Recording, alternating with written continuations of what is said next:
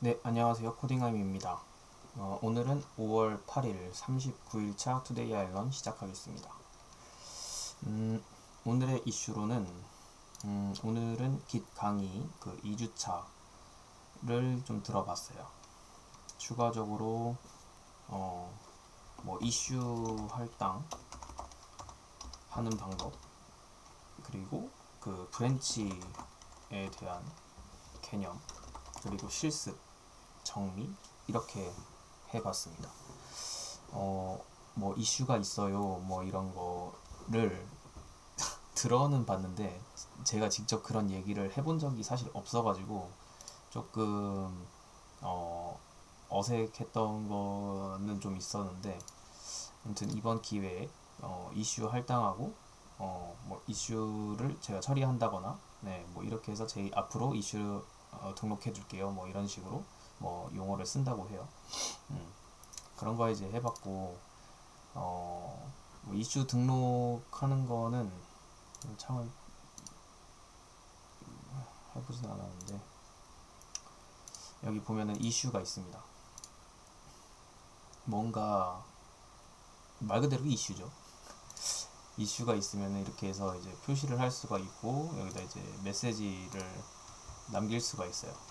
클로즈 이슈를 하면은 이제 이슈가 해결되었거나 또는 더 이상 필요하지 않아서 이제 닫아놓은 상태인 거고, 이제 이게 닫혀지고 이제 이게 다시 오픈을 할 수가 있는데, 리오픈 이슈를 하면은 이게 또 다시 열립니다. 그래서 이렇게 공유를 할 수가 있어요. 그리고 여기 옆에 보면은 김치찌개 요리법을 두부김치찌개 요리법으로 변경해가지고 이게 샵 2가 있고, 여기 밑에 보면은 여기는 샵 1이라고 되어 있는데, 이 번호를 또 연결해가지고 관리를 잘 또 할 수 있게 할 수도 있습니다. 그래서 이렇게 해서 실습을 한번 해봤고, 뭐 어사이니스, 라벨 이렇게 해가지고 필요한 기본적인 정보들을 이렇게 해서 표시를 할 수도 있고요. 그 다음에 브랜치 같은 경우에는 이제 프로젝트별로, 그러니까 이제 제가 이해를 한 거는 뭐 가령 이제 프로젝트를 할 때 같은 프로젝트를 한다고 하더라도 팀원마다 이제 맡은 역할이라든지 맡은 페이지가 다를 수도 있는 거고, 이제 그런 거를 좀 생각을 해봤거든요. 일단 제 경험적으로는 예전에 국비 과정 다녔을 때 이제 여행 관련해가지고 페이지를 만드는데, 누구는 로그인 페이지, 누구는 어떤 관광지 페이지, 누구는 이제 지역 페이지, 이런 식으로 이렇게 해가지고 나눠서 작업을 한 적이 있는데, 그때는 사실 깃을 사용할 줄 몰랐어요. 거의 그냥 코드 그냥 카카오톡에 이렇게 옮겨서 쓰거나 이렇게 해서 파일로 보내거나 알집으로 해가지고 묶어서 보내거나 이런 식으로 했었는데, 깃 자체가 되게 어렵게만 느껴져가지고 그랬었는데, 아무튼 그래서 현재 같은 이제 프로젝트를 진행하고 있으면서 어떤 파트가 이렇게 지금 현재 상황 진행이 되고 있어요 라는 거를 표기를 해주기 위해서 브랜치라는 거를 사용을 해가지고 이렇게 분리를 해서 잘 볼 수 있게 도와준다, 이런 느낌. 그래서 브랜치 각자 맡은 것을 작업한다 이렇게 해가지고 이렇게 블로그에 작성을 또 했습니다. 네. 이렇게 동시다발적으로 한 곳에다가만 이렇게 해버리면 이제 중간중간에 이렇게 충돌이 난다거나 좀 보기도 힘들죠. 네. 그러다 보니까 이거를 이렇게 나눠서 똑같은 프로젝트지만 어떤 프로젝트는 어떤 페이지는 이런 식으로, 어떤 페이지는 이런 식으로 이렇게 해서 진행이 되고 있고, 이걸 아직 지금 저는 머지를 아직 하지 않았는데, 병합이라는 뜻이죠. 머지는 아직 강의를 아직 듣지 않았습니다. 그래서 이렇게 이 페이지를 이렇게 흘러가고 있어요 하다가 이제 다 되면 머지를 해가지고 합치고, 뒤에 이제 이거를 또 진행을 할 때 로그인 페이지가 이렇게 해서 진행이 다 되면 또 머지를 해서 합치고, 이런 식으로 이제 프로젝트 관리를 좀 더 효율적으로 보기 쉽게 할 수 있다. 네. 이런 식으로 이제 뭐 해봤고, 브랜치를 삭제도 해보고 만들어도 보고, 네, 조금 이런 시간을 조금 가졌습니다. 그래서 오늘은 뭐 깃을 이제 브랜치 정도만, 네, 한번 좀 들어봤고, 그리고 이거는 작성을 했었는데 이게 안 올라가가지고 임시글에 있던 거를 그대로 올렸던 거고, 그러고 나서 이제 스프링을 1주차서부터 들었어요. 그래서 1주차는 다 들었는데, 갑자기 이게 예전에 생각이 나서 이거는 적어봤던 건데, 예전에 그 이 자체 이 한 줄이 사실 무슨 뜻인지 되게 이해를 못했던 적이 있어요. 옛날에. 예. 근데 이제 그냥 쉽게 얘기하면 이제 변수, 리스트 타입이 이제 스트링인 거에, 스트링인 이 코스 리스트라는 거를 이제 이렇게 해서 넣어주겠다 뭐 이런 느낌으로 이해를 하고 있는데, 어, 그런 생각이 들더라고요. 예. 그때 이해를 못했던 그게 있었는데 이게 갑자기 생각나가지고 한번 적어봤고, 그 다음에 그 아마 전 영상에서 얘기를 아마 했을 텐데, 이 JPA를 이제 스프링을 주특기로 선택을 하면서 JPA에 대한 좀 궁금증, 그다음에 좀 더 알고 싶은 생각도 좀 들었고 해가지고 그 자바 ORM 표준 JPA 프로그래밍이라는 책을, 김영환 님이 쓰신 책을 구매를 했습니다. 그래서 어제 오늘이죠. 오늘 새벽 좀 일찍 일어나가지고 책을 좀 읽었었거든요. 그 아까 아마 전 영상에 나올 텐데, 그 토트넘이랑 이제 리버풀 축구 보면서 책을 조금 읽었습니다. 예, 이제 보니까 한 하루에 시간이 좀 되면 한 100페이지씩 읽어 나가면은 한두 단원? 한두 단원 정도 나가면은 그래도 읽을 수는 있겠더라고요. 이게 이제 어차피 실습을 해보면 사실 좋은데, 실습은 지금 영상 강의가 따로 지급되는 것도 있고, 거기서 JPA를 사용을 일단 해보니까 책에 있는 내용에 대해서는 실습을 하지 않을 건데, 대신에 이제 기존에 이제 SQL을 썼을 때와 JPA를 썼을 때의 차이, 요거를 조금 분명하게 이해를 하고, 그러고 나서 그런 내용들을 이제 이렇게 해서 블로그에 작성을 해볼 생각입니다. 일단은 JPA를 경험하기 전에 이제 SQL 쿼리문으로 작성을 하면서 일을 했던 경험이 있어요. 뭐 비록 뭐 6개월밖에 안 됐지만 어찌됐건 간에 제 생각에는 거의 6개월 동안 그냥 한 80% 이상이 쿼리로 데이터 뽑아가지고 그거를 이제 쿼리 쪽으로, 그러니까 쿼리를 했죠.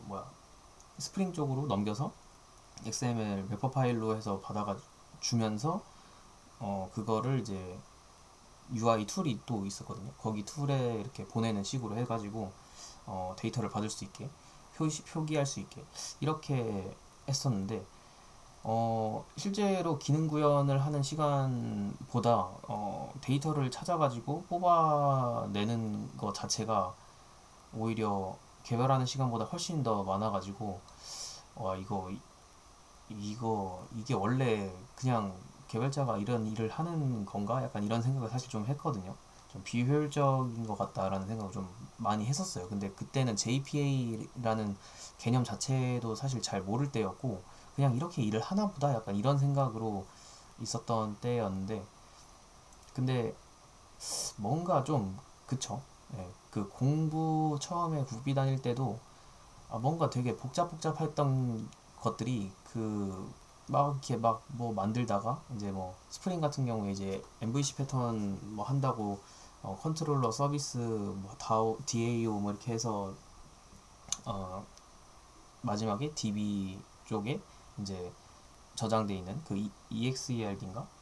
ERD도 아무튼 그 테이블 그려가면서 이제 그 맞춰주고 이제 뭐 그러고 이제 XML에서부터 이렇게 해갖고 다시 이렇게 JSP 쪽으로 보내는 그 작업을 하면서 스프링 2를 떠나서 일단 다른 툴을 이제 오라클이나 뭐 MySQL이나 뭐든 켜서 데이터를 또 뽑아서 갖고 와야 되는 그 뭐지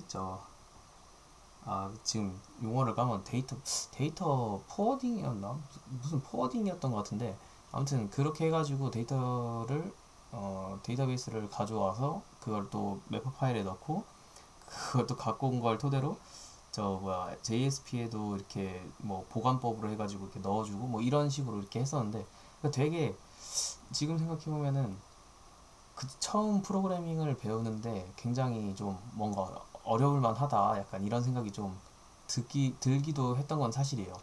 네.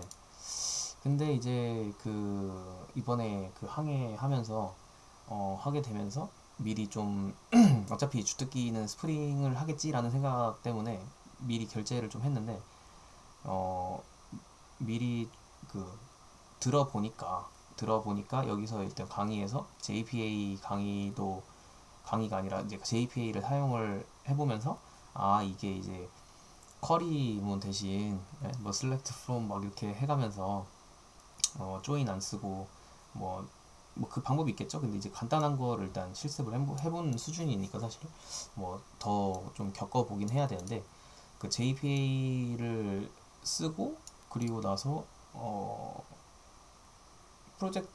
미니 프로젝트를 한 두 개를 진행을 했었는데 뭐, 뭐 되게 쉽게 간단하게 했던 느낌이어가지고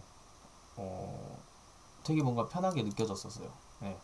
물론 이제 국비과정 다닐 때도 인프런 제가 좀 많이 공부를 못 해가지고 그 인프런에 김영환님 강의도 들으면서 좀 참고를 해가지고 해보려고 했는데 사실 아까도 말씀드렸지만 여기 이제 국비과정 같은 경우에는 SQL로 해가지고 데이터베이스를 뽑고 있었고 이제 김영환님 강의 같은 경우에도 JPA를 쓰다 보니까 뭐 툴도 툴이고 뭐 부트였고 김영환님 강의 같은 경우에는 스프링 부트였고 국비과정에서는 스프링이었고 이러다 보니까는 내가 이걸 지금 당장 이게 좋다고 이걸 들어도 국비 과정에서는 이게 쓰일 수가 없는 거예요. 그래서 그때 이제 듣기를 포기하고 나중에 결국에 다 들었는데 나중에 또 다시 들어봐야겠지만 일단 책에도 나와 있었고 일할 때도 느꼈던 내용인데 저도 굉장히 뭔가 그게 불편했고 원래 개발자가 이런 것까지 다 해야 되는 건가라는 생각을 했었는데 그냥 그러려니 했던 내용들이 이제 여기 보니까 책에 좀 나와 있더라고요. 자바 ORM 표준 JPA 프로그래밍 이 책에도 나와 있듯이 좀 읽어봤는데 이제 이런 내용들이 좀 있어요.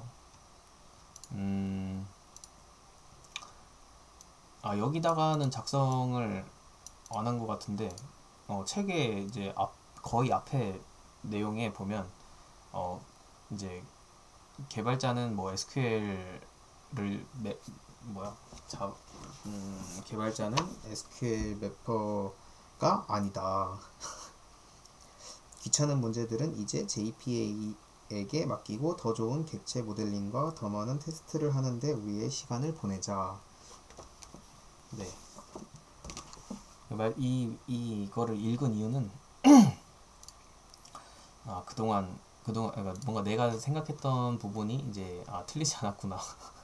나도 불편하게 느꼈구나. 약간 이런 생각을 좀 해가지고 네 그래서 이렇게 작성을 했죠. 네. 패러다임 그러니까 이거 뭐 책에 있는 내용을 일단은 그대로 사실 적은 거예요. 적은 거고 이게 지금 일단은 1회독이기 때문에 그렇게 막 힘들여서 작성을 하고 싶진 않아가지고 뭐 논문 막 쓰고 막 할 게 아니니까 일단은 책에 있는 내용, 그리고 읽으면서 이제 이 내용 좀 중요하다 싶은 것들은 이제 형광펜 칠해 가면서 표시만 해두고 이제 블로그에다가 이렇게 옮겨 넣고 이제 필요할 때 이런 거구나 하고 이제 개념 정도 정리할 수 있는 수준으로만 네, 수준으로만 이렇게 해서 작성을 해놨습니다. 그래서 뭐 이 틈을 외우기 위해서 개발자가 소모해오는 비용도 많아진다. 여기서 이제 뭐 간단하게 이제 코멘트식으로 이렇게 작성해 놓은 건 있어요. 뭐 이 부분에서 말하는 비용이라는 것이 이제 개발자나 사업주 입장에서 봤을 때 공통적으로 시간이라고 생각을 했다. 예. 개발자도 뭐 빨리 개발되면 당연히 좋은 거고, 이제 사업주 입장에서도 뭐 그렇게 저기 큰 차이가 아닐 수는 있지만 어쨌든 뭐 서비스가 빨리 나온다고 하면 그것도 좋을 수 있는 거고, 좋은 거죠. 좋은 거지. 그건 좋은 거지. 그건 좋고, 뭐 예를 들어서 뭐 개발자를 뭐 한 3개월 뭐 계약직으로 쓰기로 했는데 뭐 이걸 써가지고 한 달 만에 개발이 끝나면 2달치 월급은 세이브할 수 있는 거잖아요. 그러니까 그런 개념으로 저는 좀 생각을 했거든요. 이 비용이라는 게 무슨 그런 생각도 한번 해봤다. 네, 뭐 저한테 중요한 건지 모르겠는데 일단은 그런 생각이 좀 저는 들더라고요. 자, 그래서 JPA 장점. 요거는 이제 장점은 지금 이렇게 해서 정리를 했는데 이제 형광펜으로 칠한 내용들이 다 장점을 다 갖고 온 거예요. SQL, CRUD, SQL을 작성할 필요가 없고 조회된 결과를 객체로 매핑하는 작업도 대부분 자동으로 처리한다. 데이터 저장 계층에 작성해야 할 코드가 3분의 1로 줄어든다. 코드가 일단 줄어드는 것도 시간이 빨리 절약이 되는 거니까 좋은 거고, 머리가 깨질 일도 줄어드는 거죠. 애플리케이션을 SQL이 아닌 객체 중심으로 개발하니 생산성과 유지 보수가 확연히 좋아진다. 직접 사실 개발을 이거를 써서 뭐 생산성이 좋고 유지 보수가 확연히 좋아진다라는 뭐 이런 것들을 직접적으로 경험해 보진 않았지만 따지고 보면 구글링 같은 경우에도 내가 내는 에러가 최초의 에러는 아닐 거기 때문에 최초의 에러가 아니기 때문에 거기서 이제 이 사람은 이렇게 해서 에러를 해결했어 라는 어떤 간접적인 경험을 통해서 알 수 있듯이 이것도 비슷한 맥락으로 좀 이해를 저는 했거든요. 이거 생산성 유지보수가 확연히 좋아진지 안 좋아진지 어떻게 알아를 많은 분들이 이제 이렇게 써서 썼고 쓰고 이렇게 쓰고 해보니까 유지보수가 좋더라 라는 얘기가 나왔으니까 이렇게 하면 이걸 쓰면 생산성이랑 유지보수가 좋아질 수 있겠네 라고 생각해 볼 수 있는 거죠. 네, 그 정도로 한번 생각해 봤습니다. 그리고 뭐 테스트 작성하는 것도 편리해지고 테스트 작성을 하면서 편리해지기도 하면서 동시에 버그도 많이 줄었다. 그래도 제가 느꼈을 때 제일 좋은 점은 이건 것 같아요. JPA를 사용하면 데이터베이스를 나중에 변경하더라도 코드를 거의 수정하지 않아도 되는 점, 이 점이 가장 큰 장점이라고 생각을 해요, 저는. 왜냐면 물론 그런 경험이 저도 없는데 그냥 되게 막막할 것 같거든요, 왠지. 오라클 쓰다가 MySQL 쓰다가 뭐 쓰다가 이렇게 해서 변경을 갑자기 했는데 그러면은 이게 제가 알기로 그 오라클이랑 MySQL의 문법이 조금 다른 걸로 알고 있어요. 근데 이제 그런 거를 일단 다 알아야 되는 상황에서도 뭐 코드를 이제 거의 수정하지 않아도 된다라고 하면 문법 이런 걸 다 처리를 해주는 건가? 이건 기억이 안 나네. 있었던 내용이었나? 근데 아무튼 데이터베이스를 변경을 하는데도 불구하고 코드를 거의 수정하지 않아도 된다라는 점은 되게 큰 장점인 것 같아요. 물론 뭐 코드가 줄어들고 뭐 생산성 유지 보수가 확연히 좋아지고 뭐 이런 것도 당연히 큰 장점이긴 한데 당연히 다 똑같은 큰 장점이긴 한데 예. 이 문제는 갑자기 뭐 뭘로 하자고 이렇게 해서 얘기했는데 말이 바뀌거나 또는 뭐 이게 뭐 사업 비용이 뭐 얼마 뭐 이게 안 돼서 뭐 이걸 써야 될 것 같아요 뭐 이렇게 얘기해가지고 다른 걸로 바뀐다거나 아니 시간 얼마 안 남았는데 그냥 개발자 입장에서 시간 얼마 안 남았는데 이걸로 바꿔야 돼요 뭐 이렇게 얘기를 하면은 진짜 답이 없을 것 같거든. 아무튼 그래서 JPA를 사용해야 되는 이유는 이제 크게 좀 정리된 게 있어가지고 그거를 이제 딱 가져왔는데, 생산성 유지 보석은 위에서도 얘기했었고 패러다임 불일치 해결도 아까 어, 얘기했던 부분이었던 것 같은데, 어, 패러다임 차이를 극복하려고 개발자가 너무 많은 시간과 코드를 소비를 한다. 근데 이 패러다임 차이를 극복을 하려고 개발자가 소모해야 되는 비용도 점점 많아지고 있다. 네. JPA는 패러다임의 불일치 문제를 해결해주고 정교한 객체 모델링을 유지하게 해준다. 네, 이런 성능도 좋아진다고 하더라고요. 그러니까 이거는 큰 그 키워드만 제가 작성을 해놓은 거고, 일부러 이 세부적인 내용은 밑에다가 코멘트를 따로 적진 않았는데, 요거는 이제 나중에 뭔가 좀 더 제가 JPA를 이해하고 경험을 해보고 그러고 나서 뭔가 느낀 점을 조금씩 이제 채워 나가보려고 합니다. 네, 그래서 오늘 이렇게 해가지고 투데이 아일런도 그렇고 뭐 투데이 그니까 이슈 할당하는 거, 뭐 브랜치로 해서 프로젝트 관리 따로 이렇게 하는 거, 각자 맡은 역할에 대해서 브랜치를 따로 줘가지고 그 내부에서 관리를 잘 할 수 있게끔 해주는 거. 네, 실습 한번 해봤고 JPA에 대해서 한번 2단원, 1, 2단원 정도 읽으니까 한 80페이지 정도 읽었던 것 같은데, 하루에 2단원씩 정도 읽어가지고 정리를 해나가면 그래도 여러 번 읽을 수 있을 것 같은 생각은 들더라고요. 근데 이거 다음에는 또 토비도 한 번은 봐야겠다 싶어가지고, 항해가 내일 이제 시작이 되는데 한 번씩 뭐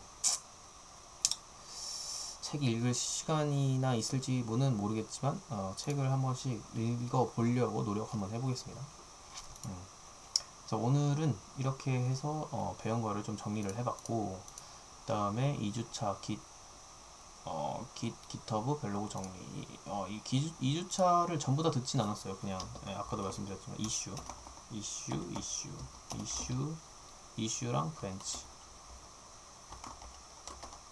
이슈랑 브랜치의 개념에 대해서 정리를 해봤고, 개념 정리, 그 실습 이렇게만 해봤습니다.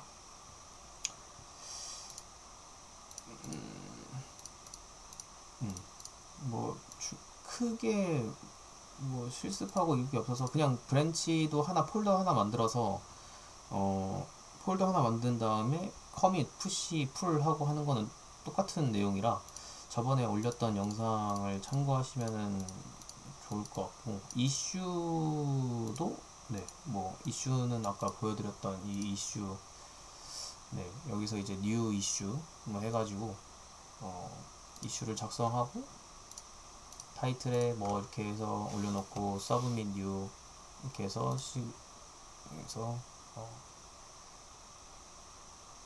내 이름, 그 누군가의 이름, 아이디 뭐 이렇게 해서 넣고 라벨 뭐 넣고 그냥 올리기만 하면 여기 내에서 이제 서로 이제 뭐 코멘트를 주고 받으면서 이거 뭐 뭔가 제목을 바꿔야 될 것 같아요. 그러면 이제 이거 제목을 이렇게 변경하거나 해서 피드백을 받을 수 있고, 여기 안에서 뭐 이렇게 얘기를 하면서 어떤 수정할 수 있는 부분들이 있다고 하더라고요. 뭐 그런 식으로 이렇게 활용을 한다고 합니다. 네, 오케이. 그러면은 실습 이렇게 해봤고, 그 다음에 1주차는 마무리했고, 1주차의 스프링부트 내용은 이제 자바 기초랑 이제 스프링을 시작하기 위한 기초 그 기본 환경 설정 세팅을 해봤고, 이제 자바 기본 해봤기 때문에 크게 뭐 정리할 거는 없었고요. 그냥 1주차부터 천천히 한번 들어보자 생각으로 한번 켜서 봤습니다. 그 다음에 JPA 1, 2단원 중요 내용 정리를 하고 이제 벨로그에 정리. 1, 2단원 1, 2단원씩 해가지고 한번 읽어볼 수 있게끔 네, 하겠습니다. 그리고 내일 9시에는 항해 99, 항해 99 오리엔테이션이 있을 예정입니다. 그래서 오늘은 좀 일찍 자고 내일 조금 일찍 일어나서 책을 그때 읽어야겠죠.